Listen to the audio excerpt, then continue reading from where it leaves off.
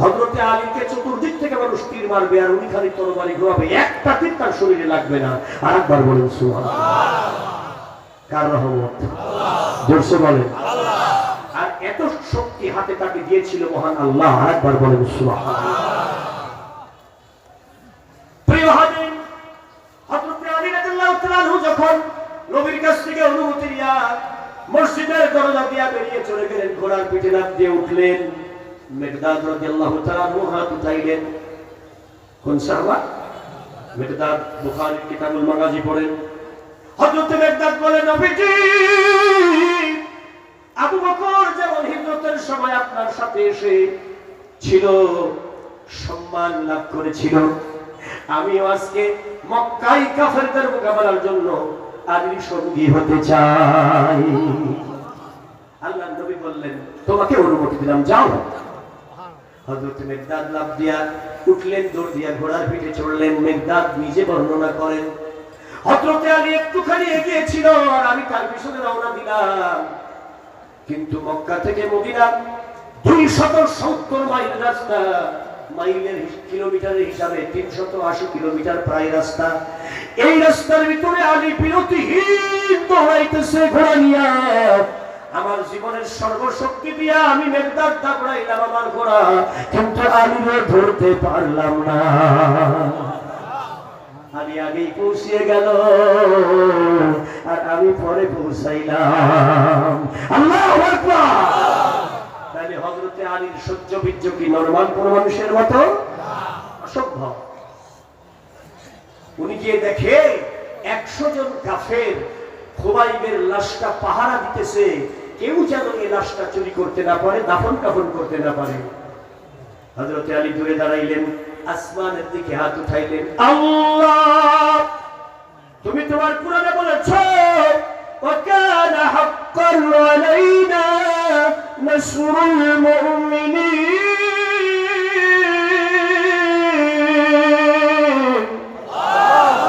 মুমিন যখন বিপদে পড়ে সাহায্য চায়, তুমি আল্লাহ তোমার প্রতি সাহায্য করো, ওয়াজিব কইরা নাও। পাঠিয়েছেন রহমাতাল লিল আলামিন, দয়া করো গো রব্বুল আলামিন। হযরত আলীর দোয়া শেষ হয় নাই, কিন্তু আসমান থেকে ছোট্ট একটা কুয়াশার মতো মেঘ নেমে এসেছে। ওই 100 জন কাফেরের উপরে ঠান্ডা একটা শীতল বাতাস বয়ে গেছে।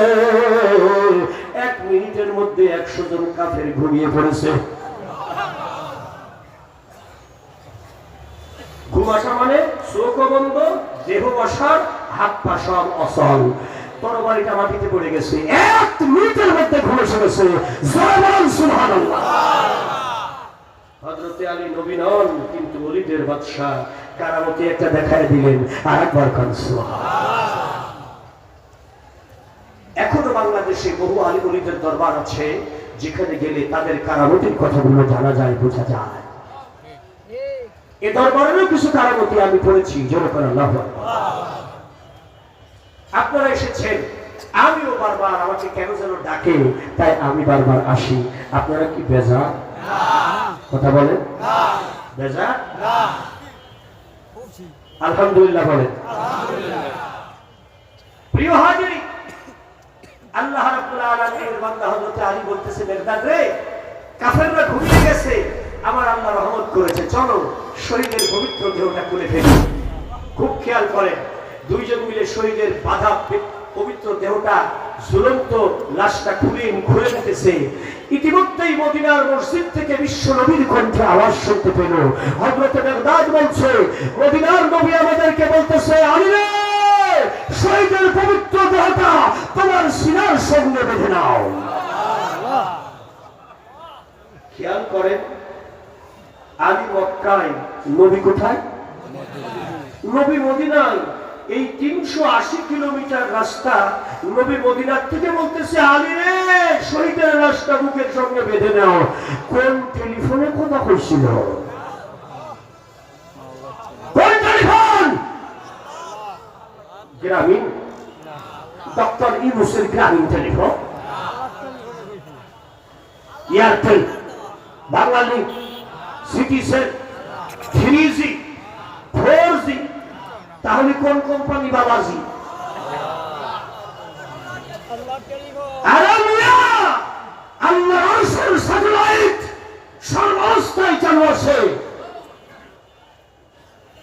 যারা এটা ব্যবহার করে এখনো তারা কথা বলে, তাদের কথা শুনে আর একবার বলেন সুবহানাল্লাহ। যদি ওইটা ব্যবহার করার উপযুক্ত হন তাইলে শুনতে পাবেন, বলতে পারবেন, আর একবার বলেন সুবহানাল্লাহ। কিন্তু আমরা তো ওই লাইনেই যেতে রাজি না। নামাজ পড়ি মেয়ে একক তো ভুলি খাই মাসক্ত। দেশে আর দরবার তো বহু খুলছে রে বাবা। বিভিন্ন দরবারে গেলে নামাজ রোজা লাগে না, এইরকম দরবারও আছে। বিড়ি খায় আর সিগারেট খায়, মাথায় গামছা বাইয়া দিয়া আল্লাহর নামে জিকির হয় না, খালি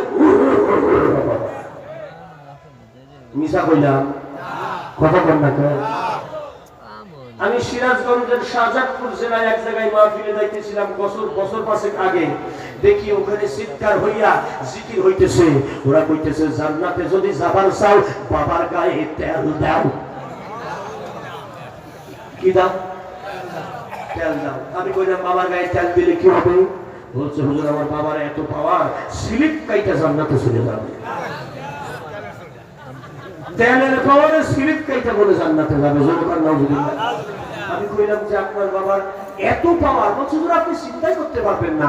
পানির নিচে বাতি জ্বলে, ঝড় তুফানে নেবে না। আমার বাবা এমন বাবা, নামাজ কুরআন লাগে না, নামাজও লাগে না, কুরআনও লাগে না, এ বলে মুসলমান নাকি শয়তান? যে পীর সাহেবের নামাজ লাগে না, কোরআন লাগে না, মুসলমান না শয়তান? সেই শয়তানের দরবারে যাওয়া যাবে? খবরদার। আল্লাহর ওলিদের দরবারে আসবেন, আলেমদের দরবারে আসবেন, পীর মাশায়েখ হক্কানি দরবারে আসবেন। ফাসআলু আহলা যিকরি ইন কুনতুম লা তা'লামুন।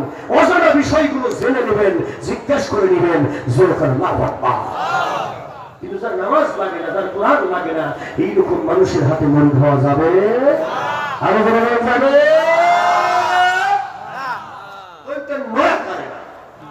খারাপ লাগছে? হযরত আলী সঙ্গে সঙ্গে মেকদাদকে বলল, মেকদাদ রে, নবী কি কইলো শুনছিস? হযরত মেকদাদ বলল, নবী আমার বলতেছে শহীদের দেহটা বেঁধে নাও বুকের সঙ্গে। আমিও শুনলাম। আলী রে তুমিও শুনেছো, অতএব তাড়াতাড়ি করো। দড়ি দিয়ে আলীর বুকের সঙ্গে শহীদের লাশটা বেঁধে নেওয়া হলো। বীর দর্পে বুকের সঙ্গে শহীদের পবিত্র দেহ নিয়া শেরে খোদা হযরতে আলী নিজের ঘোড়ার উপরে সওয়ারি গ্রহণ করলেন। হযরতে মেকদাদ পেছনে পেছনে আসতেছে। কিছুক্ষণের ভিতরে কাফেরদের ঘুম ভেঙে গেছে। ঘুম ভেঙে দেখে লাশ নাই রে, লাশ নাই। 100 জন কাফের ঘোড়ার পায়ের দাগ অনুসরণ করে হযরতে আলী আর মেকদাদকে ধরে ফেলল। হযরতে আলীকে আর মেকদাদকে ধরে ফেলল একদম মক্কা মদিনার সীমান্তবর্তী এলাকায় এসে। কোন কোন কিতাবে আছে জায়গাটার নাম জুলহুলাইফা, আবার কোন কোন মানুষের কাছে বর্ণনা, কিতাবে বর্ণনা পাওয়া যায় জায়গাটার নাম জুলহুলাইফা নয়, বরং এটা জুলহুলাইফার নিকটবর্তী একটা এলাকা। আরেকবার বলেন আল্লাহু আকবার। জুলহুলাইফা অবশ্য হজের একটা মেকাত। মদিনা, সিরিয়া এই এলাকার হাজী সাহেবরা এখান থেকেই ইহরাম করে হজে আসে। আরেকবার বলেন সুবহানাল্লাহ। আমরা তো যারা হজ করি বা উমরা করি, আমাদের জন্য মেকাত আছে না? আমরা তো প্লেনে ওঠার আগেই হজ ক্যাম্প থেকেই মনে হয় ইহরাম করি, তাই কি না? অথবা সেটাতে নামার পরে করি, অথবা উমরা করতে গেলে মসজিদে আয়েশায় গিয়া করি। ঠিক কি না? ঠিক, হ্যাঁ, এগুলো আমরা করি। এখন ওই জায়গায় গিয়া 100 জন কাফের ঘেরাও করেছে হযরতে আলী, মেকদাদ, শহীদের লাশ। কাফেররা তরবারি ঘোরায় আর বলতেছে, কারারে তোরা? ওই হুমায়ুনের যেই পরিণতি হয়েছে তোদেরও তাই হবে। হযরতে আলী আর সইতে পারলেন না, মুখের কাপড়টা টান দিয়া খুললেন আর বললেন, সাবধান কাফের গোষ্ঠী, আমি আলী ইবনে আবু তালিব। ওরা তো ব্রেক মারছে, সর্বনাশ, আলী তুমি? মানে জম দেখার মতো ভয় পাইছে। বলে তোরা 100 জন আসছিস আলী রে মারতে, 100 জন কাফের হজম করতে 100 মিনিট টাইম লাগতো না। কি ক্ষমতা আছে যে আলীর গায়ে হাত দিবি তোরা? তোদেরকে হিসাব করার টাইম আছে? এবার আলীকে দেখে ওরা দাঁড়িয়ে গেছে। হঠাৎ করে আমার নবীর কণ্ঠে আবার আওয়াজ আসলো, সুবহানাল্লাহু আকবার। ওহী বন্ধ হয়েছে, ইলহাম কি বন্ধ হয়েছে? কথা বল। ইলহাম যারা ব্যবহার করে, আল্লাহর আরশে আজিমের কানেকশন যারা ব্যবহার করে, যারা পারে তারা করে, যারা পারে না ওরা বোঝে না। ونفس وما سواها فألهمها فجورها وتقواها।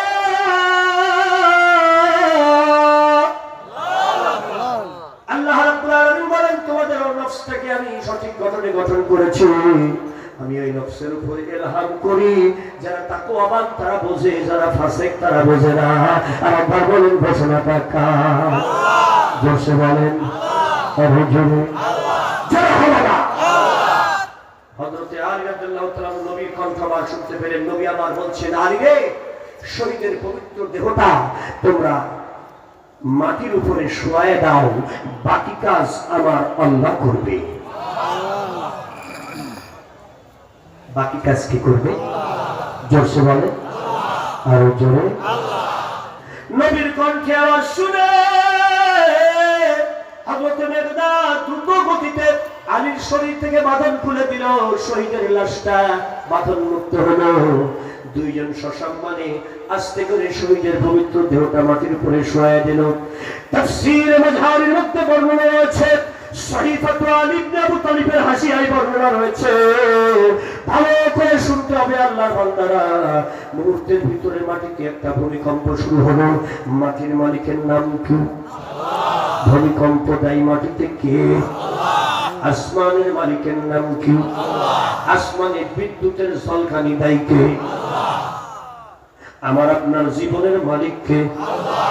এইটাকে রূহ কবজ কইরা দুনিয়া, ও দুনিয়াবাসী বুঝতে হবে আল্লাহর উপরে কোনো পাওয়ার চলে না রে, চলে না। এজন্য গুনাহ করেছি আল্লাহর কাছে, মাফ হবে তার কাছে।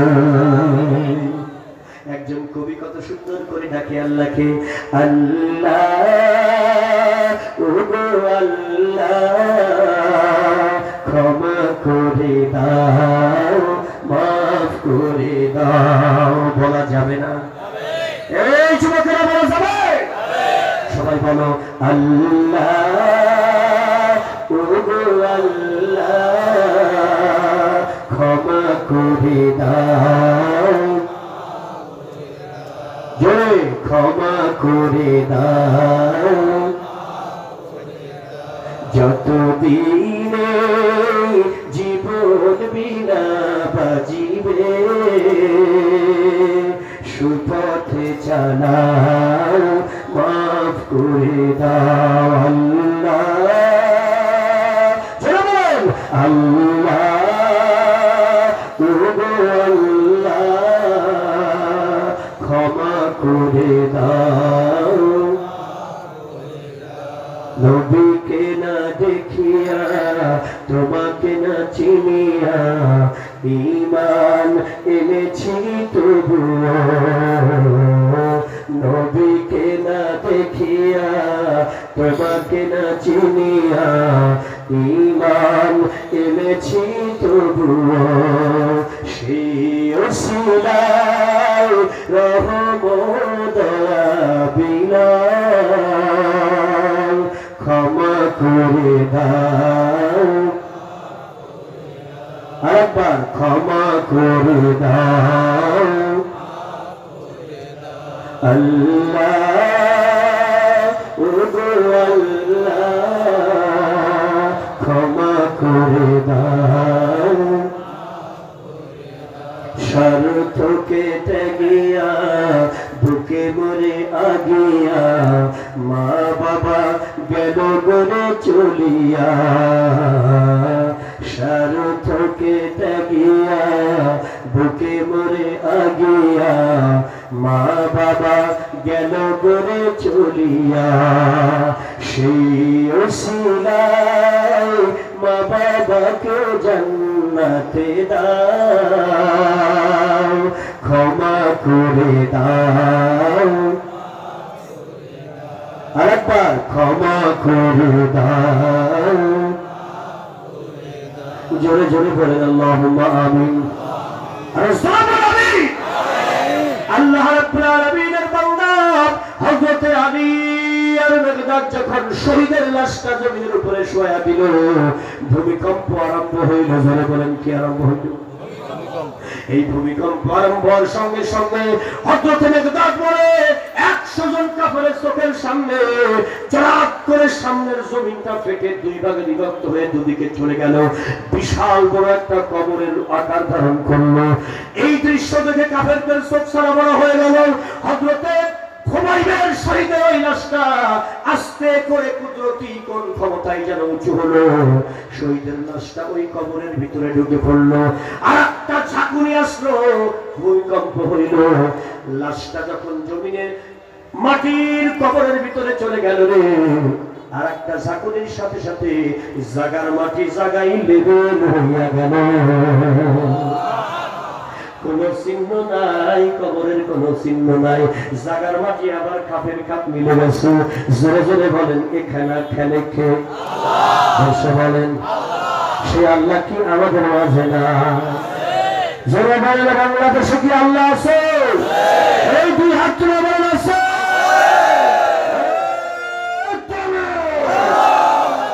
আল্লাহ কবুল করেন। জোর কথা। এই দৃশ্য দেখে 30-35 জন কাফের, মোটামুটি 30 জনের কথাই বেশি আসছে, 30 জন কাফের কয় বাবারে মারে বসিনি তো, কিন্তু 70 জন কাফের নড়ে না। ওরা স্থির হয়ে দাঁড়ায় আছে, ওদের বাকরুদ্ধ হয়ে গেছে। এটা কি দেখলাম? লাশ দাফন হতে দেওয়া হবে না, কবর হতে দেওয়া হবে না। সেই লাশ চোখের সামনে অটোমেটিক কবর হইল। কার কুদরতি হাত দিয়া কবর দিচ্ছে? বলছে মানে আরো জোরে। আপনি জানেন না কুদরতি রহমতের হাত দিয়া আল্লাহ পাক আপনাদেরকে ওলিদের দরবারে পাঠিয়েছে জীবনের গুনাহগুলো মাফ করে দেওয়ার জন্য। সেই আল্লাহর ওলিরা, পীর মাশায়েখরা এখানে কথা বলবেন। আপনারা বুঝতে পারতেছেন না যে কোন জায়গায় আপনি বসে আছেন। হাঁটাচলা বিনা প্রয়োজনে কেউ করবেন না, কারণ হুজুর অলরেডি এসে গেছেন। বিনা প্রয়োজনে হাঁটাচলা করবেন না। খুব খেয়াল করতে হবে আপনাদেরকে। আমার বয়ান শেষ না হতে হুজুর চলে আসবে ইনশাআল্লাহ। কি বলে আসবে না? এই জন্য সময় নাই, কিন্তু হাতে মাত্র আর 15 মিনিট টাইম আছে আমার। জোরে বলেন আল্লাহু আকবার। প্যারে হাজিরিন, আমি আশা করি হুজুর খুব দ্রুতই 2-10 মিনিটের মধ্যে, 5 মিনিটের মধ্যে হয়তো মঞ্চে এসে যাবে। ঈশার নামাজ হবে, নামাজের পরে মনে হয় হুজুর আসবে না, তত জানি না, শিডিউলটা ঠিক বলতে পারছি না।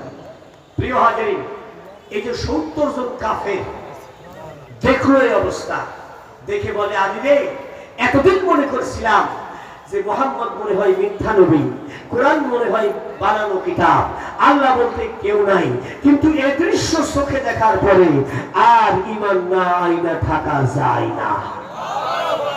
ওরা বলল লা ইলাহা ইল্লাল্লাহ মুহাম্মাদুর রাসূলুল্লাহ, লা ইলাহা। ইসলামের ক্ষতি হইল না লাভ হইল? কথা কয় হযরত আলী যখন দরবারে নবুয়তে পৌঁছাইলেন, আমার নবী মুস্কি মুস্কি হাসতেছে। হযরত আলী বলে ইয়া রাসূলুল্লাহ, এই হইছে, ওই হইছে, ওই হইছে। আমার নবী বলে আলী তুমি থামো, কি হইছে তা আমার আল্লাহ আমাকে দেখাইছে আর শুনাইছে, তোমার কাছ থেকে আর শুনতে হবে না। তবে তুমি কাম করতে গেলে একটা, কাম করলা দুইটা। তুমি তো কাফেরদের ভিতর থেকে শহীদের লাশ আনতে গেছো, আবার তুমি যে 70 জন ইমানদার সাথে করে আনার তো কথা ছিল না। তাহলে ষড়যন্ত্র করে কাফেররা আর ফসল ওঠে ইসলামের ঘরে। পৃথিবীতে ষড়যন্ত্র করতেছে ইহুদি, খ্রিস্টান, মুশরিক, মুনাফিকেরা, আর জাগরণ তৈরি হচ্ছে বিশ্ব নবীর ইসলামের ভিতরে। আর একবার বলেন সুবহানাল্লাহ।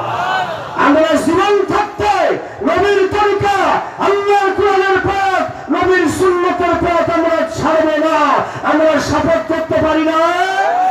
কে কে রাজি আছেন হাত তোলেন। নারায়ে তাকবীর। বলেন ইয়া আল্লাহ, ইয়া রাব্বুল আলামিন। আমাদের জান, আমাদের ঈমান, আমাদের মন, আমাদের আমল ইয়া আল্লাহ তোমার নবীদের জন্য, তোমার প্রাণের জন্য ইয়া আল্লাহ তোমার নবীর দরবারে আমরা ওয়াদা করছি, আমাদের ঈমানকে তুমি কবুল করো। আমিন। ঈমানের উপরে থাকবেন, আল্লাহ কুদরতি রহমতের হাত দিয়ে আপনাকে জান্নাতে পৌঁছায় দেবে। এত গুনাহ নিয়ে টেনশন করবেন না, কারণ গুনাহ করার ক্ষমতা আমাদের বেশি না, আল্লাহর মাফ করার ক্ষমতা অনেক বেশি। শুধু বেশি না, অনেক বেশি। আরেকবার বলেন আমিন। ধৈর্য হওয়ার কোনো কারণ নেই, সম্ভবত এখনই আজান হবে না। আল্লাহ পাক রব্বুল আলামিনের দরবারে আমি আপনাদের কাছে দোয়া চাই, ছোট্ট একটু দোয়া করে আমি শেষ করতে চাই, কারণ আমার জীবনে দেখা হবে কিনা বলতে পারি না। আল্লাহুম্মা আমিন। ছোট্ট একটু দোয়া। আল্লাহ গো, লক্ষ লক্ষ মানুষ নিয়ে আল্লাহ তোমার ওলির দরবারে ওকামিয়া মাদ্রাসার বিশাল ময়দানে আমি গুনাহগার মুসাফির হাত উঠাইলাম। আজকে যত পীর মাশায়েখ এখানে হাজির হয়েছেন, আলেম ওলামা হাজির হয়েছেন, হযরত আবু বকরের মতো তাদের জান্নাতের মেহমান বানিয়ে দিও। যত দাড়ি পাকা মুরব্বীরা হাজির হয়েছেন, হযরত ওসমানের মতো ওদেরকে জান্নাতের মেহমান বানিয়ে দিও। যত যুবক হাজির হয়েছেন, ইমাম হাসান হুসাইনের মতো ওদেরকে জান্নাত নসিব করে দিও। এদের পরিবারের সকল নারীদেরকে ফাতেমাতুজ জাহরা খাদিজাতুল কুবরার সাথে জান্নাতের মেহমান বানাইও। একজন ব্যক্তিকে আল্লাহ এই দরবার থেকে বাড়িতে যাওয়ার আগেই জীবনের গুনাহ মাফ না কইরা এই দরবার ত্যাগ করাইও না। আমাদের আব্বা আম্মার জীবনের গুনাহ মাফ করে দাও। আল্লাহ আমি মুসাফির যা বলেছি ভুল ত্রুটি হলে ক্ষমা করে দাও। সঠিক কথা যা বলেছি ঈমানের নূর তৈরি করে দাও, আমল করার তৌফিক দিয়ে দাও। সাল্লাল্লাহু তাআলা আলা খায়রি খালকিহি ওয়া নূরি আরশিহি বাহাক লা ইলাহা ইল্লাল্লাহু মুহাম্মাদুর রাসূলুল্লাহ। আসসালামু আলাইকুম ওয়া রাহমাতুল্লাহ।